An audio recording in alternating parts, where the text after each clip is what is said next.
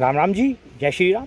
चिदांश Agarwal here as a philosopher, spiritual, social, religious and many more many things commentator होने के नाते हम आपके साथ आजकल श्रीमद् भागवत महापुराण महात्म्य पर चर्चा कर रहे हैं। श्री हनुमत धाम के पुण्य पावन प्रांगण में आज से श्रीमद् भागवत महापुराण की कथा का शुभारंभ हो चुका है। आपको वह कथा सुननी है, आप वहाँ पर 3 से 6 तक भाग ले सकते हैं, धर्म लाभ उठा सकते हैं। हम आपके साथ श्रीमद् भागवत महापुराण महात्म्य पर वेदांत सम्मत चर्चा कर रहे हैं। साप्ताहिक सत्संग हम की बेला में प्रति मंगलवार को हम प्रयास करते हैं हमारा एक एपिसोड अपलोड हो और हम श्री हनुमान जी के श्री चरणारविंदों में निवेदन करते हैं और उनके आराध्य प्रभु श्री राम की कृपा से मंगल गान हम करते हैं। चंद्रकांता आध्यात्मिक यूट्यूब चैनल सत्य सनातन। पुनः राम राम जी। आइए आज बढ़ेंगे आगे कल के एपिसोड से। तीसरा एपिसोड है ये आज, और आज हम चर्चा करेंगे 3 in 1 साप्ताहिक मंगलवार के सत्संग को साथ लेते हुए श्री भागवत महापुराण के 10वें स्कंध में श्री रामचरितमानस यानी रामायण का जो अभिभूत वर्णन है उसकी चर्चा हम करेंगे। संत शिरोमणि संत तुलसीदास जी की श्री रामचरितमानस के, ये रही श्री रामचरितमानस। कैसे प्रभु श्री राम ने होत वही जो राम रची राखा, आपने बहुत सुना होगा। किस प्रकार चरित्रार्थ करके दिखाया मर्यादा पुरुषोत्तम दशरथ नंदन श्री राम ने अपने ऊपर इसको किस प्रकार लागू किया। होत वही जो राम रची राखा, पर्दे के पीछे के घटनाक्रम को आज आपके साथ शेयर करेंगे। बड़ा सौभाग्य है, आप बने रहिए हमारे साथ। वीडियो थोड़ा लंबा है, आराम से आप सुनिएगा और पूरा सुनिएगा, बहुत आनंद आएगा आपको। किसी भी मेन स्ट्रीम मीडिया, किसी भी साधु संत ने, किसी भी प्रवचनकर्ता ने, किसी भी कथावाचक ने आज तक आपको उस पर्दे के पीछे के घटनाक्रम को नहीं बताया होगा जो दशरथ नंदन मर्यादा पुरुषोत्तम पर ब्रह्म प्राप्त पर श्री राम ने घटनाक्रम को किस प्रकार से अंजाम दिया, वह मैं आपके साथ शेयर कर रहा हूँ। मेरी अपनी जो मैं बुक लिख रहा हूँ आत्मा ही परमात्मा है, उसके अंश में आपके साथ शेयर करूँगा। आइए जरा पहले श्री रामचरितमानस के देखते हैं साहब। अयोध्या कांड की शुरुआत होती है, जिनकी गोद में हिमाचल सुता पार्वती जी और मस्तक पर गंगा जी, ललाट पर द्वितीय का दोजकार था चंद्रमा, कंठ में हलाहल विष और वक्ष स्थल पर सर्पराज शेष जी सुशोभित है। भस्म से विभूषित देवताओं में श्रेष्ठ, सर्वेश्वर, संहार करता, सर्वव्यापक, कल्याण स्वरूप, चंद्रमा के समान शुभ्र वर्ण श्री शंकर जी सदा मेरी रक्षा करें। आप शिव महापुराण का, पूरे शिव महापुराण का जितने भी वहाँ पर श्लोक हैं और अध्याय हैं, उन सब का अगर आप निचोड़ जानना चाहें तो एक श्लोक में मैं आपको देता हूँ। परम धाम पर ब्रह्म प्रेशम परमेश्वरम, विघ्न निघ्न करम शांतम, पुष्टकांत अनंतकम, सुरा सुरेंद्रे सिद्धि इंद्रे स्तोतम स्तौमी प्रातपरम, सुरपद्य दिनेशम जय शंकरम मंगलायनम। इसका भावार्थ हम आपको बताएंगे किसी समय। आज हम श्रीमद् भागवत महापुराण और के अंतर्गत आने वाले 10वें स्कंद के रामायण में जब श्री नारायण ने श्री राम रूप में अवतार धारण किया, दशरथ जी के पुत्र के रूप में, देवी कौशल्या को सौभाग्य प्रदान किया, उनको चतुर्भुज रूप में दर्शन दिए माता को, तो क्या लिखा था, वहाँ से आरंभ करते हैं। नीलाम्बुज श्यामल कोमलांगम, सीता समारो पितवाम भागम, पाणौ महासायक चारु चापम, नमामि रामम रघुवंशनाथम।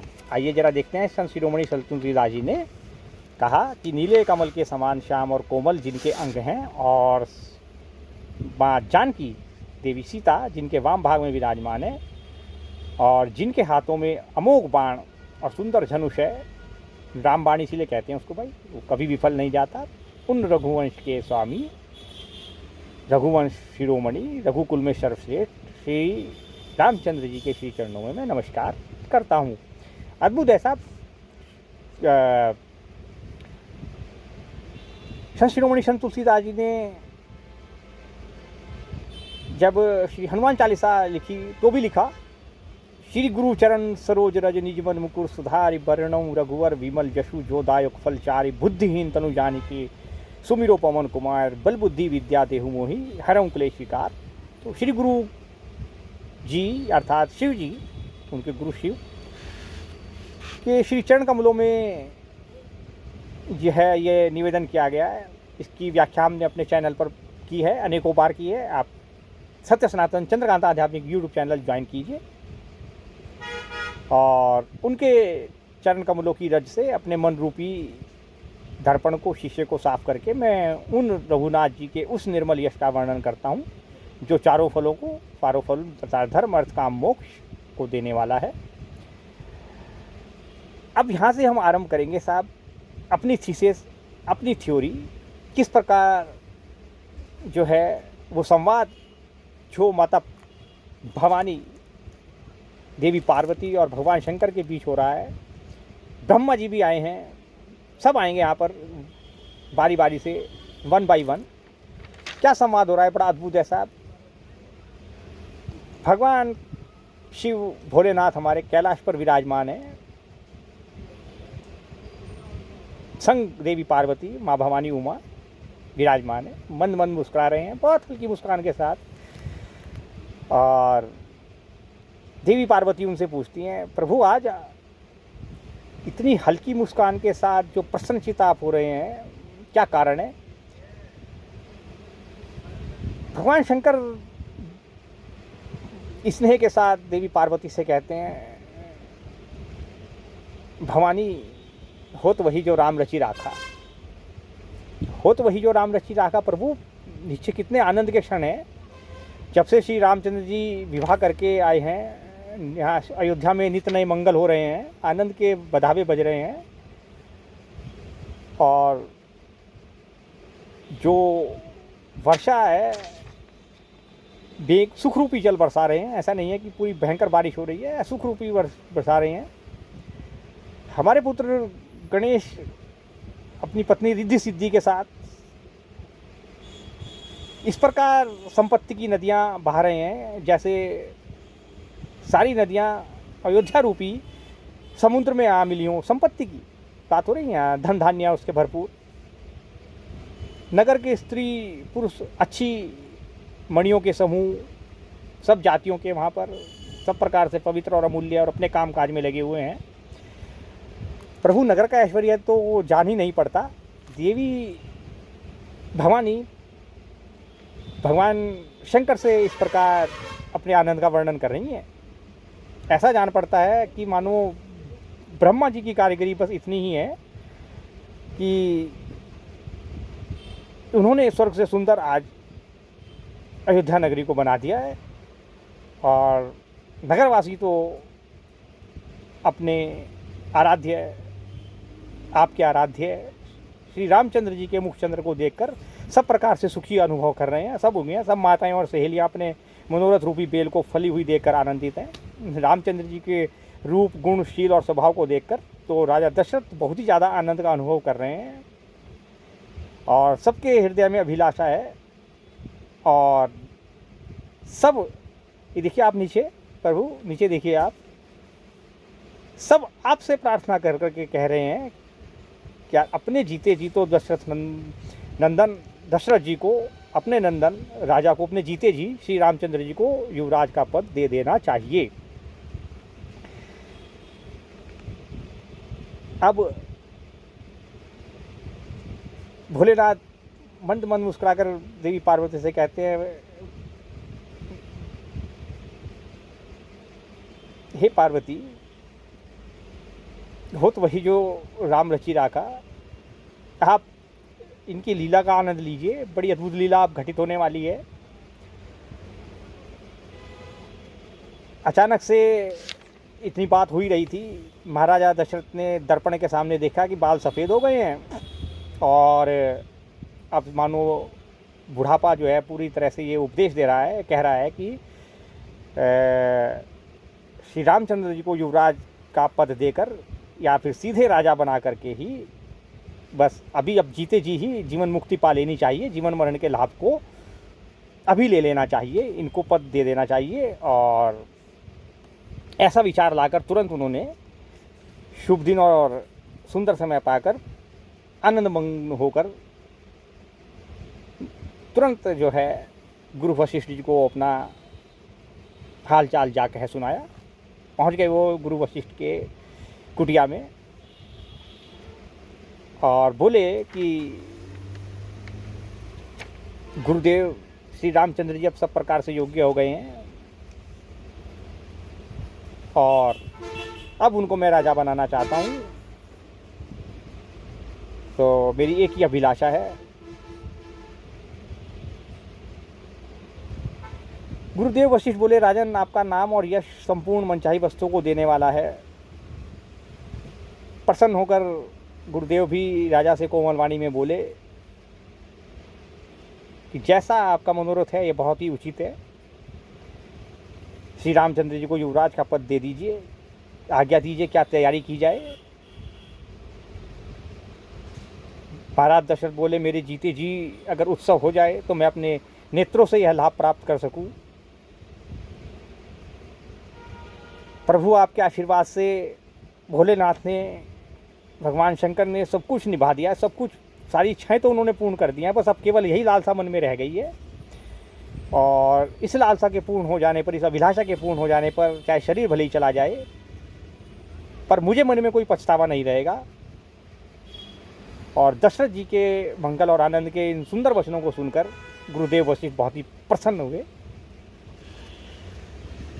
वशिष्ठ जी ने भी उनसे कहा कि हे राजन, सुनिए, जिनसे विमुख होकर लोग पछताते हैं और जिनके भजन बिना जी की जलन नहीं जाती, वही स्वामी सर्वलोक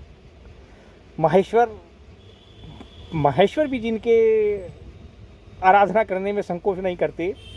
भगवान शंकर को साहब राम जी इतने प्रिय हैं, हद से अधिक। एक बार को करुणा निधान भगवान श्री रामचंद्र, दशरथ नंदन श्री रामचंद्र, मर्यादा पुरुषोत्तम श्री रामचंद्र महाराज जी शिवद्रोही को क्षमा कर दें, लेकिन काल के भी काल महाकाल भगवान शंकर साहब श्री रामद्रोही को कभी क्षमा नहीं करते। इतना प्रेम, इतना अनुराग शिव जी श्री राम से करते हैं। तो राजन, देर मत कीजिए, वशिष्ठ बोले, शीघ्र कीजिए, सामान सजाइए, रामचंद्र जी युवराज हो जाएं। उनके लिए तो अभिषेक के लिए सारे दिन शुभ हैं, लेकिन कल का दिन शुभ और मंगलमय बहुत है। राजा आनंदित होकर महल में गए, सेवकों और मंत्रियों को बुलाया और अपना मत कह सुनाया और हर्षित होकर एक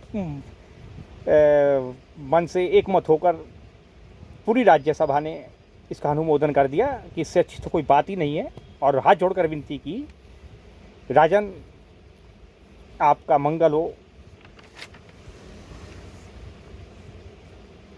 राजा ने कहा कि श्री रामचंद्र जी के राज्याभिषेक के लिए मुनिराज वशिष्ठ जी की जो आज्ञा हो, आप लोग तुरंत सब वही करें। और इसके बाद आप जानते हैं कि सब प्रक्रिया आरंभ हो गई। वह सारी कथा आपने सुन रखी है। उसके बाद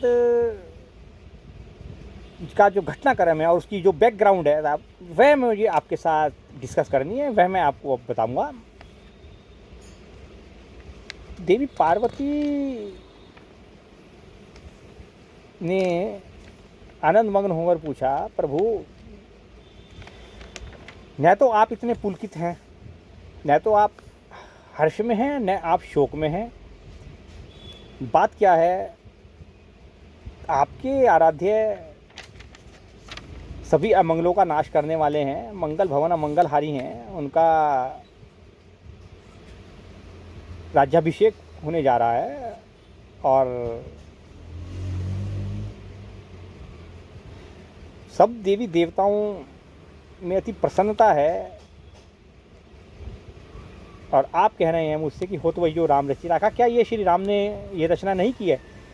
देवी उमा अर्थात पार्वती ये जानती थी कि किसी भी कीमत पर जो उन्होंने सतयुग में भगवान शंकर को खो दिया था, इस बार वो ऐसी गलती नहीं करना चाहती थी। तो उन्होंने बड़े प्रेम पूर्वक भाव से पूछा, प्रभु ये बताइए कि हो तो वही जो राम रचि रखा, क्या ये श्री राम की रचना नहीं है जो नीचे हो रहा है? वो कैलाश पर विराजमान है और नीचे देख रहे हैं पूरा अयोध्या को। भगवान शंकर भोलेनाथ मुस्कुराकर बोले, देवी हो तो वही रहा है जो श्री राम ने रच रखा है, पर श्री राम ने कुछ और रच रखा है, उसे आप देखो ध्यान से। अब मेरे सुनाने से कुछ नहीं होगा, अब तो बहुत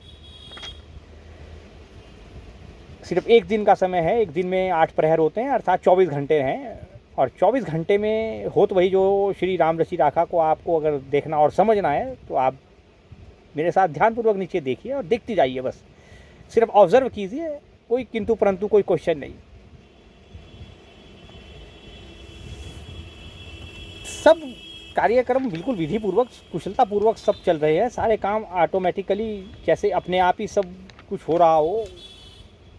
अगर पर उसी समय साहब आनंद में मग्न लक्ष्मण जी आए और चरणों में शीश नवाकर लक्ष्मण जी ने श्री राम के यह कहा कि आपका राज्याभिषेक होने वाला है, माता सीता स्वर्ण के सिंहासन पर आपके साथ विराजेगी, हमारी मनोकामना पूरी होगी। सब यही कह रहे हैं कि कल कब होगी, कल कब होगी, और आप बहुत शांत चित्त और बड़े ही कोमल करुणानिधान ऐसा क्यों, जबकि आप रघुकुल को आनंद देने वाले हैं। और क्या आपको राज्याभिषेक की इतनी प्रसन्नता नहीं है जितनी मुझे है? प्रभु श्री राम अनुज लक्ष्मण से बोले, लक्ष्मण सभी काम हमारे चारों भाइयों के एक साथ हुए हैं, न जाने क्यों भरत शत्रुघ्न की कमी बहुत खल रही है, और पिताश्री अगर चाहते तो उनके यहाँ पर होने के पश्चात ही यह कार्य और अधिक आनंद देने वाला होता। मुझे उनकी कमी आज अनायास बहुत अधिक महसूस हो रही है, और सबको साहब बड़ा आश्चर्य हो रहा है सिर्फ कि अगले दिन प्रभु श्री राम अयोध्यापति और महारानी सीता अयोध्या की महारानी बन जाएंगी। लेकिन बड़ी विडंबना है साहब, देवताओं के राजा इंद्र को यह बात पसंद नहीं आ रही है, अपना सिंहासन छीनने के डर से, और उसकी हिम्मत नहीं है साहब जाकर के सीधे इसमें कुछ विघ्न असंतोष उत्पन्न कर दे। तो तुलसीदास जी ने बड़ा सुंदर लिखा है साहब कि देवताओं को साहब अवध के बधावे और जो वहाँ पर आनंद है वो नहीं सुहा रहा है, जिस प्रकार चोर को चांदनी रात नहीं भाती। सभी देवता इकट्ठे होकर देवी सरस्वती के पास पहुँच गए हैं, उनके पैरों में पड़ गए हैं, उनके पैरों को पकड़कर विनती कर रहे हैं साहब, हे माता हमारी विपत्ति का निराकरण कीजिए, बहुत ज़बरदस्त विपत्ति आ गई है, और कुछ ऐसा कीजिए श्री रामचंद्र जी राज्य त्याग कर वन को चले जाएं और देवताओं के सारे कार्य सिद्ध हो जाए, अर्थात समस्त राक्षसों का सर्वनाश हो जाए, रावण कुल सहित मारा जाए। देवताओं की ऐसी विनती सुनकर देवी सरस्वती आज अपने ऊपर पछता रही हैं साहब, और साथ में उन्होंने साहब एक और उक्ति उनके साथ लगा दी कि आपको इसका कोई दोष नहीं लगेगा माता, आपको इसका जरा भी दोष नहीं लगेगा, क्योंकि हमारे जो मर्यादा पुरुषोत्तम दशरथ नंदन श्री राम है ना, वो शोक और हर्ष इससे रहित है, यानी कि वेदांत का जो सर्वोच्च शिखर है वो इनको पता है। देखिए देवताओं की मजे की बात। और आप जानती हैं श्री राम जी के प्रभाव को, सब जीव अपने सुख दुख के भागी हैं, अतः आपको हमारा कार्य करना होगा, आप देवताओं के हित के लिए अयोध्या जाइए। बार बार चरण पकड़कर देवी सरस्वती को संकोच में डाल दिया उन्होंने। देवी सरस्वती ने निर्णय लिया और पूछा देवताओं से कि मेरे पास ही क्यों आए आप महाकाल भगवान भोलेनाथ के पास क्यों नहीं गए। सभी देवता रोंगटे खड़े हुए साहब देवताओं के। वो बोले देवी कैसी बात कह रही हो आप, सतयुग में आपको पता नहीं है क्या क्या घटनाक्रम घटित हो चुका है हमारे साथ, हमारे कामदेव के साथ। हमें इतनी हिम्मत नहीं कि हम जाकर अब फिर से पुनः जाकर के भगवान भोलेनाथ को माँ और माता भवानी से ये प्रार्थना करें कि यहाँ विघ्न उत्पन्न कर दो। अरे वो सबको जलाकर भस्म कर देंगे, अब की बार वो छोड़ेंगे नहीं, रामद्रोही हो जाएंगे हम। या अगर हमारी मुख से गलती से भी निकल गया तो तब तो सिर्फ कामदेव भस्म हुआ था, सारे देवताओं को भस्म करने में वो कुछ सेकंड भी नहीं लगाएंगे। तो माते हमारी जाने की वहाँ हिम्मत नहीं है, वहाँ भगवान भोलेनाथ के पास आप ब्रह्मा जी को भेजिए, इनको भेजिए, आप ये करेंगे बात अगर ऐसी बात है। वो ब्रह्मदेव हाथ जोड़कर बोले देवताओं के सामने, अरे भैया बंधुओं मुझे बीच में मत लाओ, ये विधि के विधान के अनुसार हो रहा है, होगा वही जो राम रचि राखा, लेकिन भैया मैं जाके नहीं कहने वाला हूँ वहाँ पर, ये तुम इन्हीं से कहो अपनी माता सरस्वती से। मैं तुम्हारी सिर्फ इतनी सहायता कर सकता हूँ, भगवान भोलेनाथ के पास आप तुम्हें लेकर चल सकता हूँ। वो भाई सारे देवताओं ने हाथ जोड़ लिए, अरे प्रभु, उसने कहा नहीं चलो उपाय वही बताएंगे, सही उपाय वही बताएंगे। और देवी सरस्वती बिना शिव की आज्ञा के राम के विरुद्ध नहीं जाने वाली हैं, ये बात तय मान के चलें आप लोग। बिना उनकी आज्ञा के श्री राम को वनवास के लिए और आपकी बात मानकर कह दें और जाकर के कुछ पखेड़ा खड़ा कर दें, बिना शिव की आज्ञा के ये नहीं होगा। शिव के पास तो चलना ही होगा आपको। सभी देवी देवता, देवी सरस्वती और ब्रह्मा जी पहुंच गए साहब कैलाश पर्वत पर। कैलाश पे जाकर के माँ भवानी मुस्कुराई सबको देख करके, और त्रिकालदर्शी भगवान भोलेनाथ समझ गए उनके आने का कारण।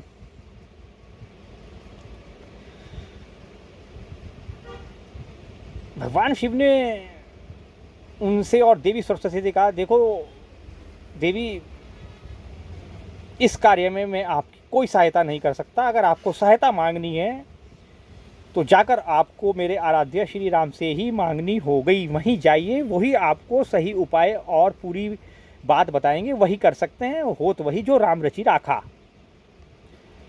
श्री राम ही आपकी सहायता कर सकते हैं, वही आपको बता सकते हैं, वही आपकी समस्या का समाधान करेंगे, वही निदान करेंगे, वही उपाय बताएंगे, सब कुछ वही करेंगे, क्योंकि होता वही है जो उनको इच्छित, जो उनको मंजूर होता है। मैं सिर्फ इतना आशीर्वाद दे सकता हूँ कि हो तो वही जो राम रचि राखा, मेरे आराध्य जो निर्णय लेंगे मेरे लिए वही सर्वोपरि है। आप सभी कृपा करके प्रभु श्री राम के पास जाएं और योग माया को अपने साथ लेकर के जाएं। भगवान शंकर ने योग माया को याद किया। देवी योग माया जानती हैं कि ये शिव और राम में कोई अंतर नहीं है, उपस्थित हुई। आज्ञा प्रभु। भगवान भोलेनाथ ने कहा, देवी इन सबके सहायता के लिए आप मेरे आराध्य दशरथ नंदन मर्यादा पुरुषोत्तम प्रभु श्री राम के समक्ष उपस्थित होइए और इनकी समस्या का समाधान कराइए। सभी देवी देवता, देवी सरस्वती, ब्रह्मा जी योग माया को लेकर प्रभु श्री राम के समक्ष उपस्थित हो गए। 8 प्रहर होते हैं साहब एक दिन में। ब्रह्म मुहूर्त जिसको कहा जाता था प्राचीन काल में, क्योंकि ब्रह्म अर्थात सत्य, अर्थात सनातन, अर्थात अनादि, अर्थात राम की चर्चा उस समय ऋषिगण इकट्ठे होकर के प्रातःकालीन सर्वप्रथम सत्र में क्या करते थे, तो 4 बजे से आरंभ होकर 7 बजे तक चलता था। प्रथम प्रहर 4 से 7, फिर 7 से 10, फिर 10 से 1, फिर 1 से 4, फिर 4 से 7, इस तरह से सायंकाल 4 प्रहर इधर, 4 प्रहर उधर, 8 प्रहर 24 घंटे। प्रथम सूर्योदय की किरण के साथ ही प्रथम प्रहर में, सूर्योदय की प्रथम किरण के साथ सभी देवी देवता माता सरस्वती के साथ योग माया को लेकर और ब्रह्मा जी भी प्रभु श्री राम के समक्ष उपस्थित चरणों में निवेदन करके बोले, त्राहि माम त्राहि माम त्राहि माम। प्रभु श्री राम मुस्कुराए देवताओं को देखकर, अब कौन सी विपत्ति आ गई है, आप पर कौन सी विपत्ति आन पड़ी है, और चरण पकड़ लिए साहब प्रभु श्री राम के। देवराज इंद्र ने त्राहि माम त्राहि माम त्राहि माम। अब त्राहि माम से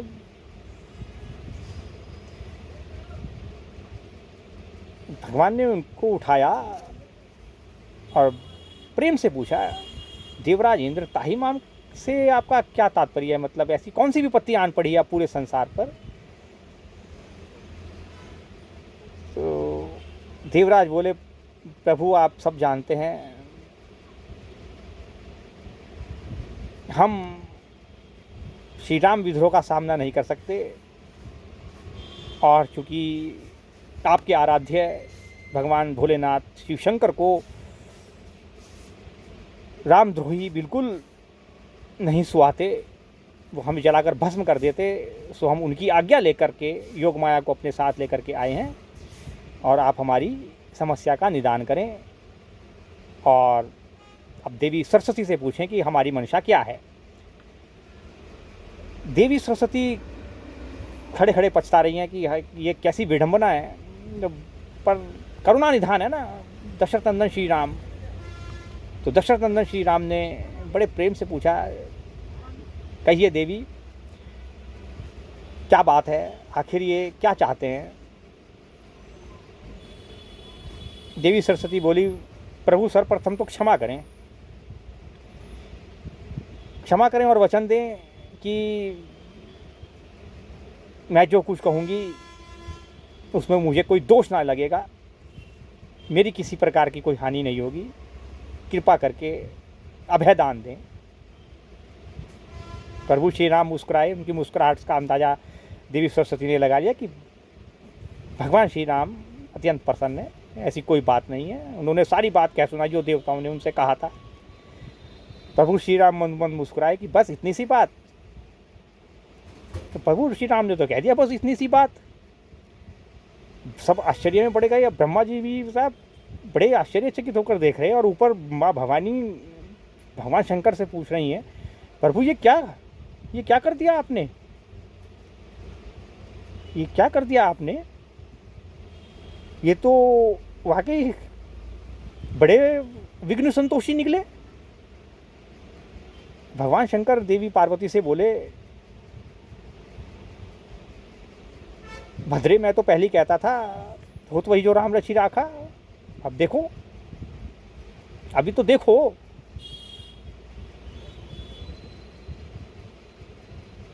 तो देवताओं से फिर पूछा गया, अच्छा तो फिर क्या चाहते हो। देवी सरस्वती ने पुनः सब बयान किया, दोबारा से बताया।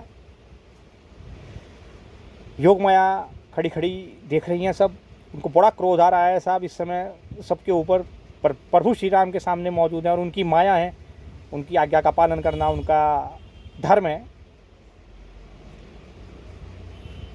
तो प्रभु श्री राम देवी सरस्वती की ओर कर, देवी आपका कार्य होगा, देवताओं का कार्य पूर्ण होगा, अभयदान दिया, आप अपने उसको जाएं, निवास को लौट जाएं, और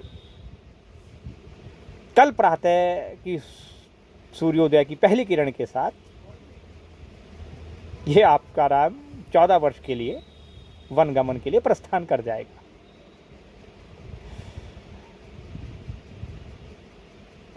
जैसे ही दशरथ नंदन श्री राम ने ये कहा,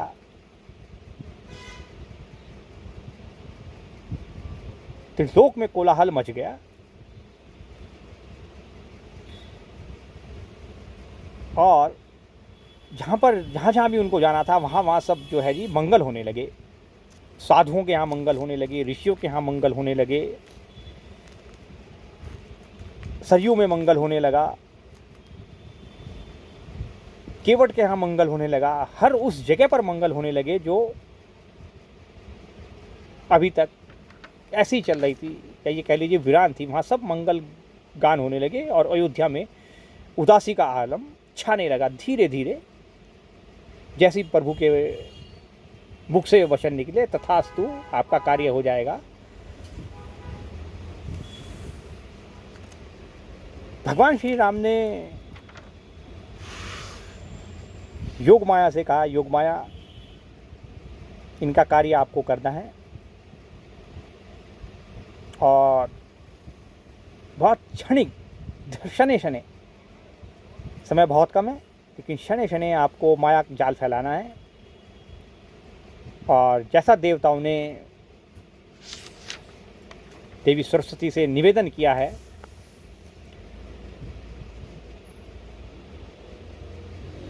मैं देवी सरस्वती से आग्रह करता हूं कि आप देवताओं के विनम्रता और उनके निवेदन को स्वीकार कर जैसा आपको उचित लगे वैसा आप करें।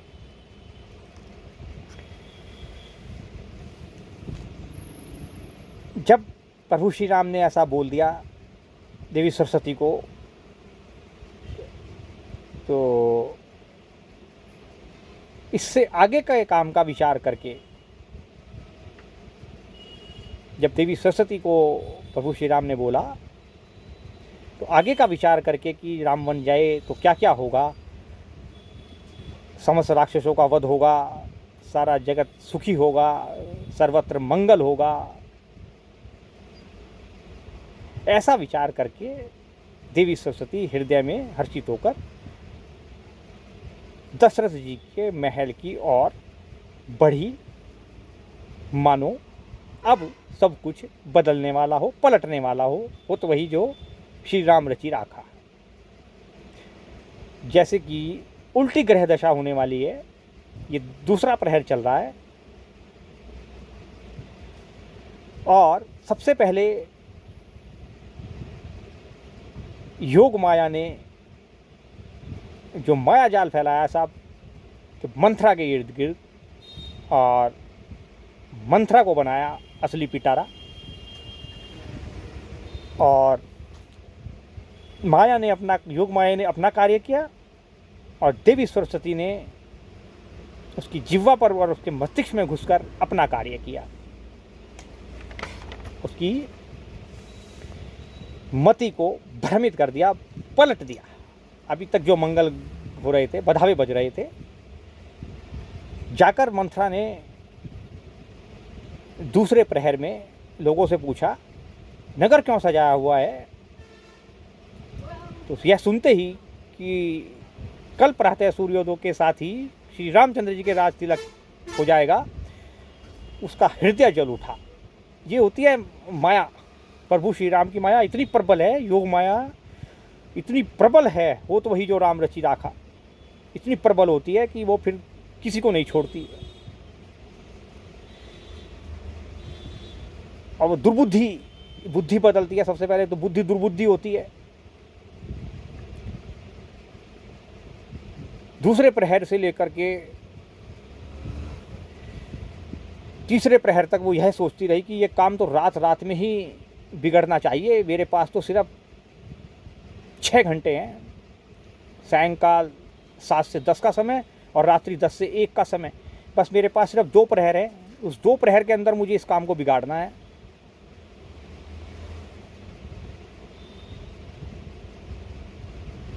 और अपना समूह बनाकर मंथरा सीधे भरत जी की माता कैकेयी जी के पास चली गई। सबसे ज़्यादा प्रफुल्लित और प्रसन्न चित्त तो कैकेयी थी,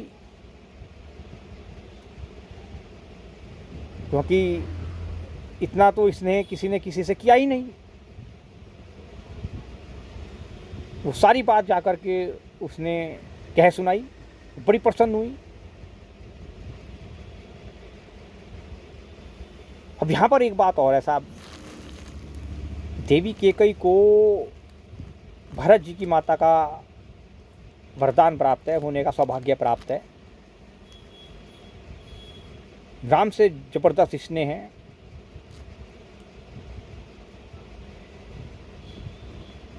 माता भवानी ने भगवान शंकर से पूछा, प्रभु ये बताइए कि योग माया ने आखिर माया के जाल में इसी को क्यों फंसाया।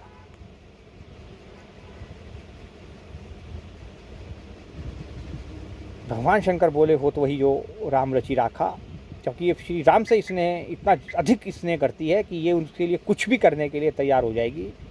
कुछ भी, वो गलत और सही का निर्णय तो बाद में होगा, पर ये कुछ भी करने के लिए तैयार, प्राणों तक को निछावर करने के लिए तैयार है राम के लिए।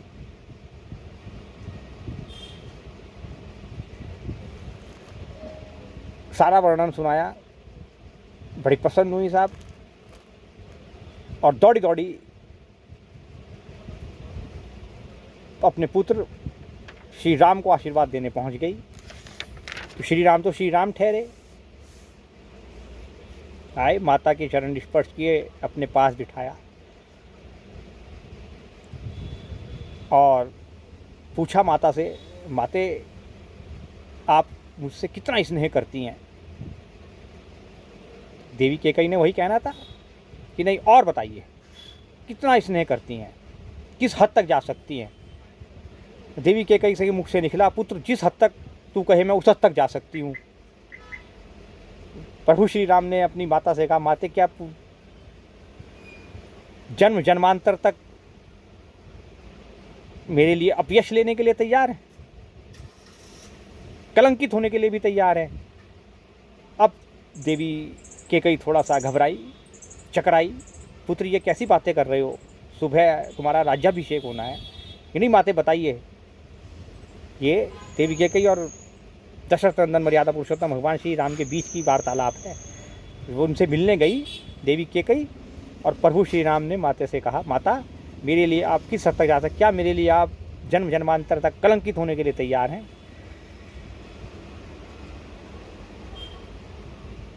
देवी कैकेयी बोली, पुत्र पर आज ऐसा क्या विचार आया तुम्हारे मन में जो तुम मुझसे ये बात कह रहे हो। उसने कहा, हाँ माते बताइए, आप क्या आप ऐसा करने के लिए तैयार हैं। देवी कैकेयी के मुख से निकल गया, हाँ पुत्र अगर तुम्हारी यही इच्छा है तो मैं ऐसा भी करने के लिए तैयार हूँ। जन्म जन्मांतर तक क्या, युगों युगों तक तुम्हारे लिए, राम के लिए कलंकित होने के लिए तैयार हूँ।